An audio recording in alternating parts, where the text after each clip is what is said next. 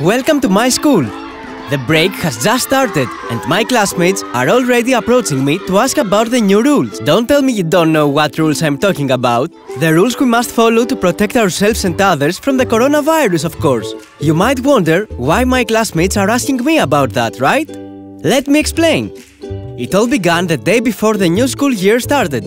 This year, Lila and I are attending the 6th grade and we are among the oldest students in elementary school. That's why on that day, our teacher asked us to help her with the preparations. We hadn't even passed through the school gate that we encountered the first surprise: yellow lines painted on the ground. What might their purpose be, we wondered. Then, Lila recalled that she had seen similar lines before at the camping site, where she had spent her summer holidays. Their purpose was to remind campers to respect social distancing. She was right. My mom told me the same thing when we disembarked from the boat at the port of Kos. It is a beautiful island and we all had a great time there. While we were walking on the school's courtyard, we found the lines outside the toilets as well as outside the canteen. Imagine how surprised we were when we saw some colorful paintings on the walls. They showed that we should wash our hands after every visit in the toilet and before eating. We wondered who might have painted all these and why. We decided to search around the school for the mysterious painter.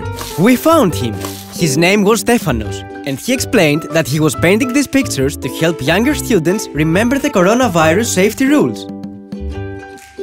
For example, by looking at the pictures at the canteen, students will be reminded to wash their hands before having lunch. What a great idea! We would have stayed longer with Mr. Stefanos, but the principal came to talk to us, looking very upset. He said he had lost his briefcase, so we offered to help him find it. We started by looking in the classroom, and we noticed some more changes. The desks were fewer and placed far apart from each other. At that moment, we realized we would no longer be in the same classroom. Lila didn't like all these changes, but I told her that now she had the opportunity to help me keep my promise. What promise? The one I made myself on my first day at school. That day, everything seemed unfamiliar and strange. During the break, I was sitting by the edge of the courtyard and I didn't hear the bell. That was when I met Stamatis, who was attending the 6th grade. He led me to my classroom and told me something I never forgot: that older kids must help the younger ones. At that moment, I promised myself that when I grow up and attend the 6th grade, I would help younger kids too. So Lila agreed to help me.